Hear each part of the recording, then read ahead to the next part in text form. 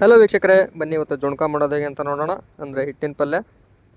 ಮೊದಲಿಗೆ 2 ನೀರುಳ್ಳಿ ತೊಗೋಬೇಕು, ಅದನ್ನ ಸಣ್ಣದಾಗಿ ಹೆಚ್ಕೋಬೇಕು.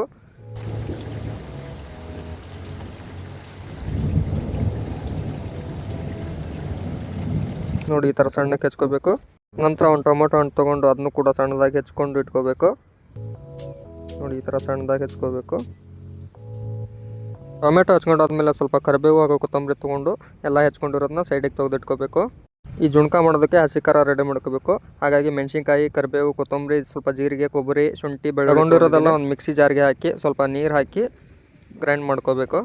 ನೋಡಿ, ಸ್ವಲ್ಪ ಉಲ್ಟೆ ಇರಬೇಕು ಈ ಥರ. ಖಾರ ರೆಡಿ ಮಾಡ್ಕೊಂಡಾದ್ಮೇಲೆ ಸ್ಟವ್ ಮೇಲೆ ಒಂದು ಪಾತ್ರೆ ಇಟ್ಟು ಅದಕ್ಕೆ ಸ್ವಲ್ಪ ಎಣ್ಣೆ ಹಾಕಿ, ಅದಕ್ಕೆ ಎಣ್ಣೆ ಕಾದ್ಮೇಲೆ ಸ್ವಲ್ಪ ಸಾಸಿವೆ ಹಾಕಬೇಕು. ಸಾಸಿವೆ ಹಾಕಿದ್ಮೇಲೆ ಸ್ವಲ್ಪ ಜೀರಿಗೆನೂ ಹಾಕಬೇಕು. ಜೀರಿಗೆ ಹಾಕಿದ್ಮೇಲೆ ತೊಗೊಂಡಿರೋ ಕರಿಬೇವನ್ನು ಹಾಕಬೇಕು. ಆಮೇಲೆ ನೀರುಳ್ಳಿ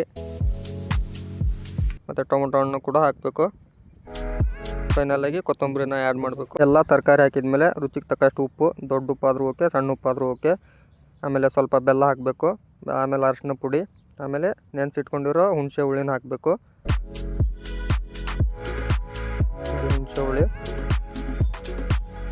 ಹುಣಸೆ ಹುಳಿ ಹಾಕಿದ್ಮೇಲೆ ನಾವು ರುಬ್ಕೊಂಡಿರೋ ಖಾರ ಹಾಕಬೇಕು. ಆಮೇಲೆ ಸ್ವಲ್ಪ ನೀರು ಹಾಕಬೇಕು.